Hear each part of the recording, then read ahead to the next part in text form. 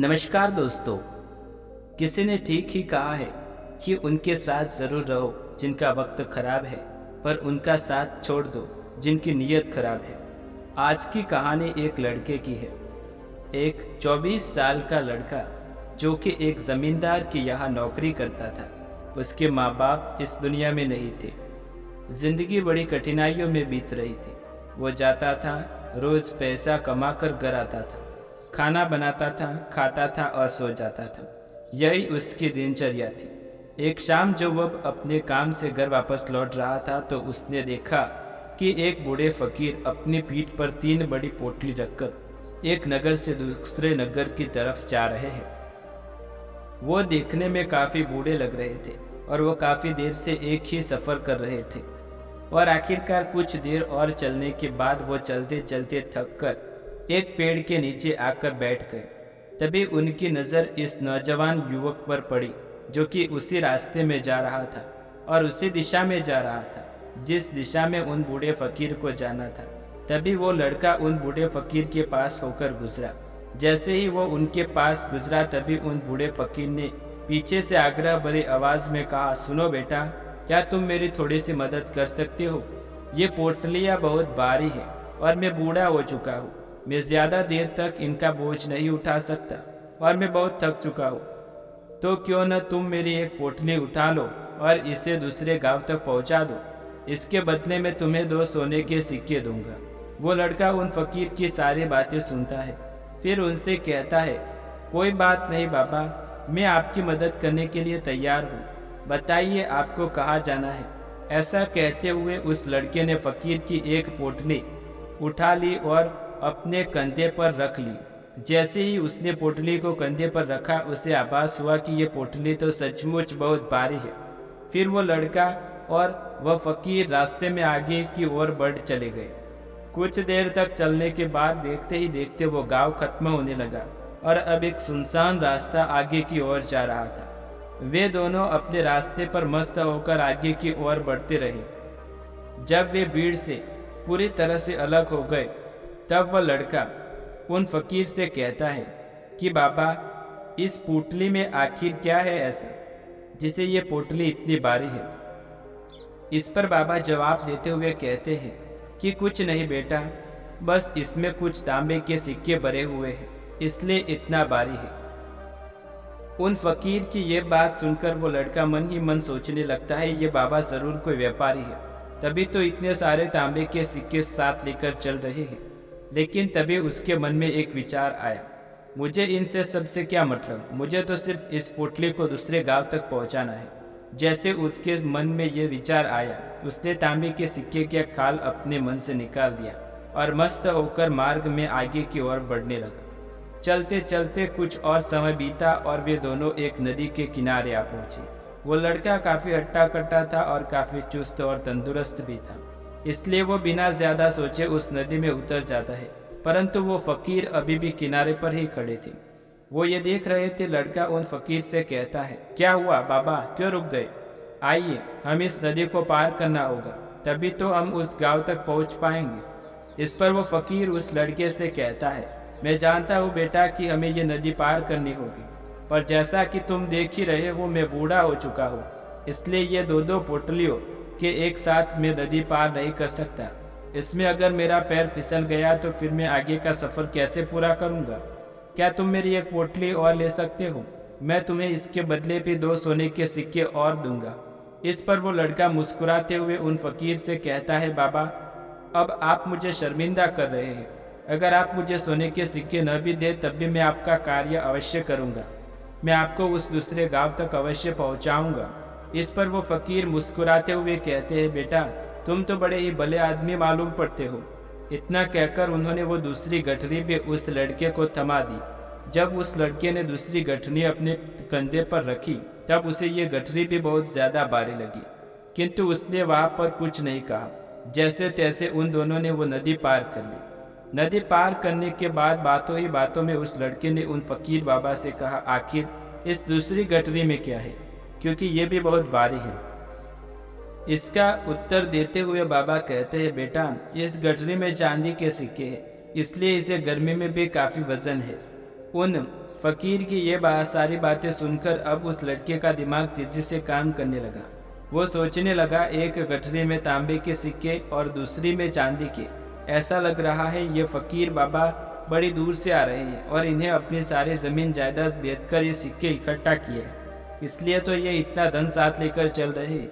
लेकिन वो लड़का उन फकीर बाबा से कुछ भी नहीं कहता और दोनों वे आगे चुपचाप मार्ग पे बढ़ते चले जाते हैं। कुछ देर चलने के बाद आगे फिर एक सुनसान रास्ता आता है। उन सुनसान रास्ते पर आते ही उस नौजवान लड़के के मन में तरह तरह के विचार उठने लगे। वो सोचने लगा, अरे ये तो सुनसान रास्ता है, अगर मैं सिक्के लेकर यहाँ से भाग जाऊँ तो यह फकीर भला कब तक मेरे पीछे भागेगा। मुझे नहीं लगता कि यह मुझे कैसे भी पकड़ पाएगा और ये कोई भी नहीं है जो इनकी मदद कर पाएगा। और वैसे भी ये बहुत सारे सिक्के हैं, मैं इनमें अच्छी दुकान खरीद सकता हूँ और खुद का व्यापार भी शुरू कर सकता हूँ। और वैसे भी ये बूढ़ा फकीर अब इस धन का क्या करेगा, इससे अच्छा तो मैं इसे ले लेता हूँ। वो लड़का ये सब सोच रहा था, तभी उससे खुद पर आश्चर्य हुआ। अरे मैं ये सब क्या सोच रहा हूँ, ये फकीर बाबा न जाने कहाँ से आ रहे होंगे और न जाने कितनी मेहनत करके उन्होंने ये सिक्के इकट्ठा किए होंगे। मुझे इनका फ़ायदा नहीं उठाना चाहिए। नहीं नहीं, मुझे ऐसा नहीं करना चाहिए। उसने कुछ देर के लिए तो अपने मन से विचार पर काबू पा लिया, किंतु कुछ देर बाद देखते ही देखते उसके मन में लालच भरे विचार उस पर हावी होने लगे। वो लड़का 2 पोटलियों को लेकर उन फकीर के पीछे पीछे चल रहा था। कुछ देर और चलने पर एक पहाड़ी आई। उसे देख वो फकीर बाबा उस लड़के से कहते, बेटा ये पहाड़ी मैं नहीं कर पाऊंगा, मैं काफ़ी बूढ़ा हो चुका हूँ और मेरे घुटनों में दर्द भी है। यदि तुम मेरी ये तीसरी गठरी भी ले लो तो मैं तुम्हें 2 सोने के सिक्के और दूंगा, लेकिन याद रहे इसे कहीं गिराना मत, यही खो न जाए। ये बात सुन वो लड़का उन फकीर से कहता है, क्यों बाबा, आखिर इस गठरी में ऐसा क्या है। इस पर वो फकीर उस लड़के से कहता है, बेटा इसमें सोने के सिक्के हैं। ये सुन लड़का मन ही मन बहुत प्रसन्न हुआ। उसने चुपचाप वो तीसरी गठरी भी उन फकीर से ले ली और दोनों बिना कुछ बोले आगे की ओर बढ़े चले। अब वो फकीर बिना कोई वजह लिए आराम से पहाड़ी की चढ़ाई कर रहा था, लेकिन वो नौजवान लड़का जो पीछे था वजन के कारण बहुत धीरे धीरे चल पा रहा था। लेकिन जब से उसे सोने के सिक्कों का नाम सुना, उसका मन तो छलांगों मार रहा था। वो मन ही मन सोच रहा था कि अगर ये सारे सिक्के मुझे मिल जाए तो मेरा तो जीवन बड़ी आसानी से कट जाएगा। वैसे भी ये फकीर तो बूढ़े हो चुके हैं, भला इन्हें इतने धन की क्या आवश्यकता, इनका जीवन तो वैसे भी कठिन चुका है। मैं काम करता हूँ, ये सारा धन लेकर यहाँ से भाग जाता हूँ। लड़के के मन में अनगिनत विचार चलते रहे। लड़के का मन अब उसकी बुद्धि पर पूरी तरह से हावी हो चुका था। उस लड़के का मन अपनी बातों को सही साबित करने के लिए कोई भी तर्क दे रहा था और तभी उसके मन में एक और विचार उठा। अब की बार वो लड़का ये सोच रहा था कि लगता है ये फकीर बाबा कोई चोर है, नहीं तो इनके पास इतने सारे सोने के सिक्के कहाँ से आए। अगर ये कोई व्यापारी होते तो इस तरीके से पैदल यात्रा नहीं करती, और अगर इनके पास इतना सारा धन होता तो कोई साधन की अवश्य होता। लगता है ये कोई चोर है और चोर का धन चोरी करने में भला कौन सी बुराई। ये सोचते हुए वो लड़का अब काफ़ी तेज़ी से ऊपर की ओर चढ़ने लगा और देखते ही देखते वो फकीर से आगे भी निकल गया। वो सोच रहा था कि जैसे ही इस पहाड़ी की चढ़ाई खत्म होगी और ढलान आएगी, मैं इन तीनों पोटलियों को लेकर भाग जाऊँ। इसके बाद ये सारा धन मेरा हो जाएगा और मेरी गरीबी भी हमेशा हमेशा के लिए ख़त्म हो जाएगी। मेरे पास बहुत सारा धन होगा, फिर मैं जो चाहूँगा वो कर पाऊँगा। ये सब सोचते सोचते वो पहाड़ी की चोट पर पहुँच गया और अब ढलान का रास्ता शुरू होने वाला था। तभी वो लड़का उन फकीर की नज़रों से बचता हुआ तीनों गठरियाँ लेकर तेज़ी से भागता हुआ आगे निकल गया। अब उसे अपना शरीर बहुत हल्का महसूस हो रहा था, जैसे कि उन तीनों गठरियों का वजन तक न मालूम पड़ रहा हो। काफ़ी देर तक दौड़ भागने लोगों की नज़रों से बचते बचाते वो सुनसान रास्ते से होता हुआ किसी तरह अपने घर पहुंचा। उसकी खुशी का कोई ठिकाना नहीं था। उसने सोचा, क्यों ना मैं जल्दी जल्दी इन सभी पोटलियों के सारे सिक्के निकालकर उन्हें कहीं छुपा दूं। ये सोचकर जब उसने गठरी खोली तो पहली गठरी में जंग लगे हुए लोहे के सिक्के मिले। यह देखकर उसे अपनी आंखों पर विश्वास नहीं हुआ। इस पर उसने तुरंत ही दूसरी गठरी भी खोल डाली। इस पर भी उसे जंग लगे हुए लोहे के सिक्के ही मिले। ये सब देखकर वो लड़का बड़ा हैरान हुआ। उसने मन ही मन कहा, आखिर ये सब क्या हो रहा है। उन फकीर ने तो मुझे कुछ और ही कहा था, अब उसने ये तीसरी सोने वाली गठरी खोली, उसमें भी लोहे के जंग लगे सिक्के ही निकली। ये देखकर वो लड़का बड़ा क्रोधित हो गया। ये गठरी में तांबे के सिक्के हैं, दूसरे में चांदी के और तीसरे में सोने की। ये सब सोच रहा था कि तभी उसकी नज़र उस गठरी के अंदर पड़े एक पत्र पर पड़ी। उसने तुरंत वो पत्र उठाया और पढ़ने लगा। उस पत्र में लिखा था, ये पूरा नाटक एक ईमानदार व्यक्ति की खोज करने के लिए रचा गया। मैं इस राज्य का राजा हूँ, मेरी कोई संतान नहीं, इसलिए मैं ये संयंत्र रचा ताकि मैं अपने राज्य से किसी एक ऐसे ईमानदार व्यक्ति की खोज कर सकूं जो मेरे बाद इस राज्य का राजा बन सके और राज्य भार को संभाल सके, और इस राज्य भार को ही संभाल कर सकता है जो पूरी तरह से ईमानदार हो, जिसके मन में किसी प्रकार का कोई लालच न हो। पत्र पढ़ते ही जोर जोर से चिल्लाने लगा और अपना सिर पकड़कर बैठ गया। वो ये जानता था कि अगर वो अपने मन के विचारों पर नियंत्रण कर लेता तो उसका जीवन बदल सकता था, लेकिन अफसोस कि वो अपने मनों के विचार पर नियंत्रण नहीं कर पाया। दोस्तों, महात्मा बुद्ध कहते हैं कि विचार ही सब कुछ है। जैसा हम सोचते हैं वैसा ही बन जाते हैं। इसलिए हमारा सबसे बड़ा दुश्मन भी उतना नुकसान नहीं पहुंचा सकता जितना कि हमारे मन के अनियंत्रित विचार पहुंचा सकते हैं। महात्मा बुद्ध कहते हैं कि अपने मन को ध्यान से देखो। हमारे मन में जो विचार चलते हैं वही विचार शब्द बनते हैं और विचार ही कर्म के रूप में प्रकट होते हैं। बार बार दोहराने पर कर्म आदत में बदलता है और समय के साथ धीरे धीरे ये आदतें हमारे चरित्र का गठन करती है और आगे चलकर यही चरित्र हमारे भाग्य का निर्माण भी करता है। इसलिए हमारा अपने विचारों के प्रति सजग रहना बेहद आवश्यक है। हमारा जागरूक रहना बेहद आवश्यक है। हमारा इस पर ध्यान देना जरूरी है कि हमारे मन से किसी तरह के विचार उठ रहे हैं। आगे महात्मा बुद्ध कहते हैं कि कमजोरी हमेशा छोटे विचार से शुरू होती है। छोटा विचार एक बीज की तरह होता है और अगर समय रहते इन विचार रूपी बीज को नष्ट न किया जाए तो ये छोटा सा विचार बहुत तेज एक विशाल वृक्ष का रूप ले लेता है और हमारी बुद्धि की सोचने और समझने की क्षमता को पूरी तरह से नष्ट कर देता है।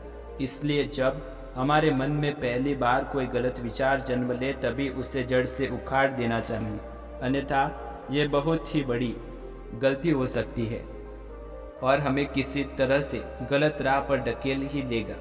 फिर हम चाहे कर भी रोक न पाएंगे। लेकिन अब प्रश्न ये उठता है कि हम अपने मन के विचारों को नियंत्रित कैसे करें। हमारा मन तो इतना शक्तिशाली है, इतना चंचल है कि वो किसी न किसी तरीके से हम पर हावी हो जाता है। हम चाहकर भी उस पर नियंत्रण नहीं कर सकते। इस प्रश्न के उत्तर में महात्मा बुद्ध हमने 2 बातें बताते हैं। पहली बात, सही इरादा विकसित करो। कई बार आपने देखा होगा कि आप बोलना कुछ और चाहते हैं लेकिन बोल कुछ और देते हैं, क्योंकि आपके मन के भीतर जो कुछ बसा हुआ है वही आपके मुख से बाहर भी निकल रहा है। लेकिन जब हमसे ये गलती हो जाती है तो उसके बाद हमारा मस्तिष्क अच्छी तरह से काम करना शुरू कर देता है। वो अपने सोचने, लगने और बोलने के प्रति सजग हो जाते हैं और इसी अवस्था में हमें एहसास होता है कि हमसे गलती हो गई और फिर हमारा मन दुखी हो जाता है। वो पश्चाताप से भर जाता है और इस दुख और पश्चाताप से बचने के लिए महात्मा बुद्ध हमें सही इरादा विकसित करने के लिए कहते हैं। और ऐसा करने के लिए जब भी आप कोई कार्य करने जा रहे हैं तो सबसे पहले आपको स्वयं से पूछना चाहिए कि जो कुछ भी मैं करने जा रहा हूँ इसके पीछे मेरा इरादा क्या है। क्या मैं दूसरों को दुख पहुँचाना चाहता हूँ, दूसरों को नीचा दिखाने जा रहा हूँ, या मुझे दूसरों को और खुद को ऊपर उठाना है। कुछ सवाल कीजिए, खुद को सचेत कीजिए। जब आप इरादे के प्रति सचेत होने लगेंगे, जब आप विचारों के प्रति जागरूक होने लगेंगे, तभी आपके अंदर सकारात्मक ऊर्जा का प्रवाह होगा। तभी आप सकारात्मक विचारों से जुड़े रहेंगे और आपके अंदर बैठी हुई नकारात्मकता, नकारात्मक इरादे दिन प्रतिदिन कम हो जाएंगे और आपके जीवन में अवश्य बदलाव देखने को मिलेंगे। दोस्तों, कैसी लगी आपको हमारी ये आज की कहानी? कमेंट में ज़रूर बताएं। ऐसी कहानियाँ देखने के लिए चैनल को सब्सक्राइब ज़रूर करें। मिलते